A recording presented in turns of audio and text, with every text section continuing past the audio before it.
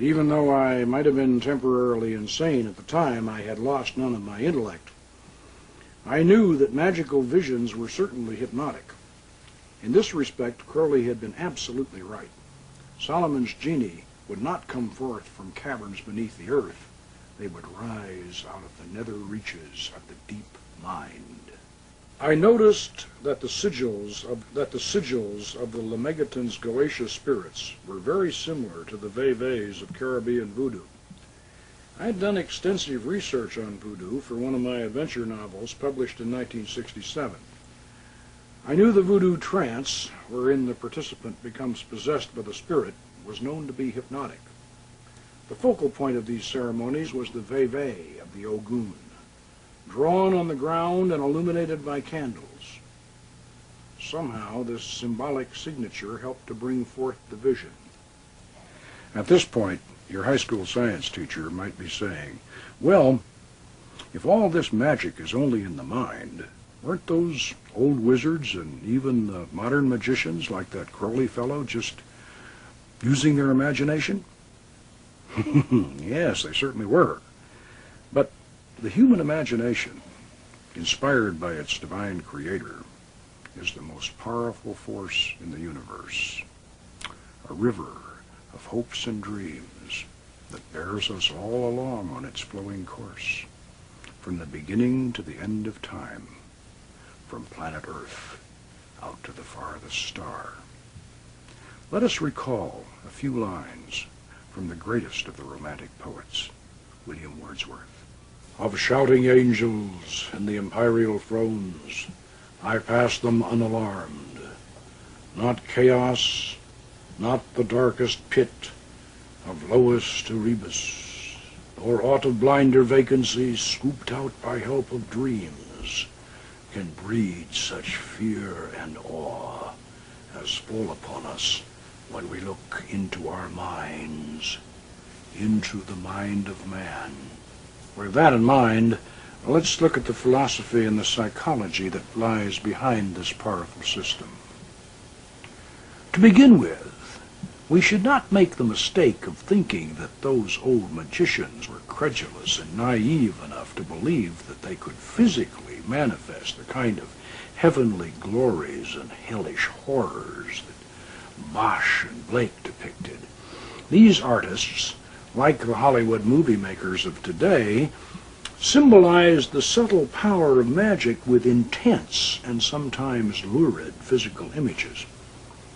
In magical operations, the roof does not fly off as choirs of angels descend in blinding rays of light, nor does the floor crack open to disgorge a horde of fire-breathing demons. The actual effects of magic are very powerful, but they are also subtle and subjective. As Cornelius Agrippa, one of the greatest of the Renaissance magicians, explained, there is another meaning than what is writ in the bare letters about this magical art. We must not look for the principle of these grand operations outside of ourselves. It is that internal spirit within us which can very well perform whatsoever the monstrous mathematicians, the prodigious magicians, the wonderful alchemists, and the bewitching necromancers can effect.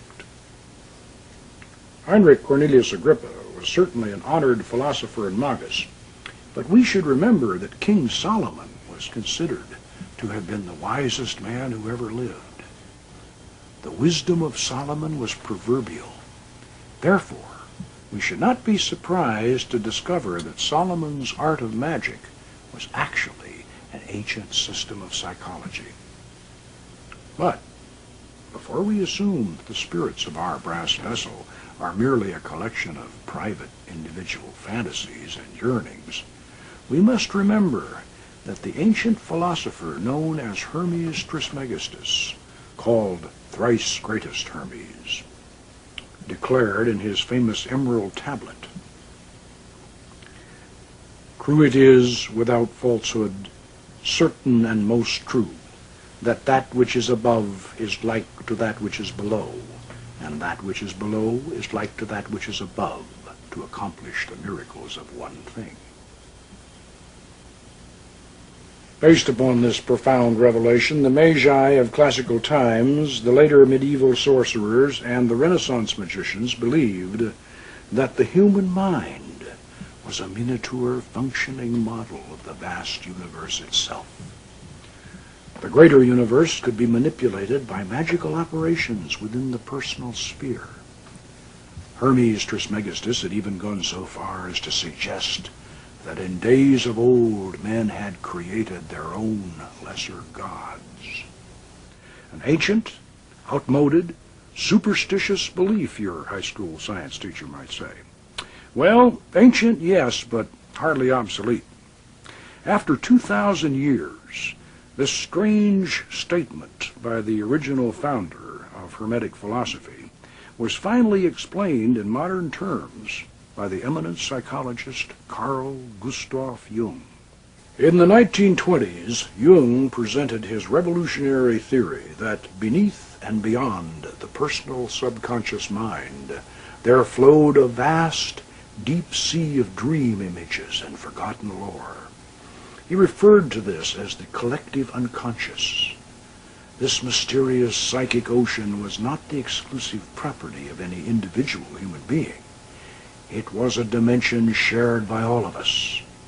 Here one might discover the great archetypes of mythology, the heroes, the beautiful courtesans, the martyred saints, and the monstrous villains of our past. Here were the mysterious man-created gods, which Hermes Trismegistus had written about so long ago. And here were the demons of King Solomon's brass vessel. Jung's famous colleague, Sigmund Freud, was quick to realize the significance of what Jung had discovered, or rediscovered, and Freud was horrified by it. "Carl," he whispered, "you must not present this theory to the public, for if you do, you will release a black flood of occultism."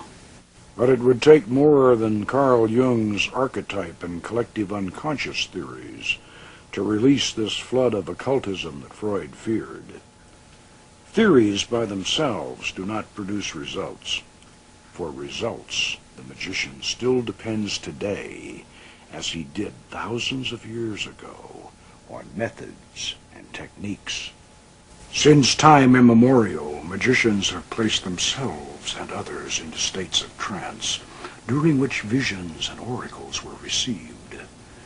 We now know that this process was hypnotic, and that all the phenomenon we have come to associate with modern hypnosis was in fact known and practiced by ancient sorcerers under the guise of fascination, spellcasting, and enchantment. The powerful hypnotic effect achieved through a fixed gaze on a reflective surface is the reason why the crystal ball or shoe stone and the dark mirror or speculum were used by wizards of olden times as their spiritus loci, the actual place where angels and spirits could be conjured to visible appearance. This was, and still is, a hypnotic process. And yet the final secret of how to employ these magical aids was always missing. With all the atmosphere, the philosophy, the paraphernalia, the powerful conjurations, and the hypnotic effects, a spontaneous vision in the crystal or in the dark mirror always depended upon some special psychic ability. One had to be a natural medium. And for all my toxic fever dreams and my hypnotic experiments, I had certainly become a mystic, but not a clairvoyant. But yet there had to be a way that anybody with the desire and the determination could summon these spirits to visible appearance and have conversation with them. I tried placing a crystal ball in the triangle, but then when I stepped back inside the magic circle, as the operator was supposed to do according to the ancient texts, the 60-millimeter ball appeared the size of a doorknob. Therefore, I knew that the crystal had to be used inside the circle for the invocation of the angels.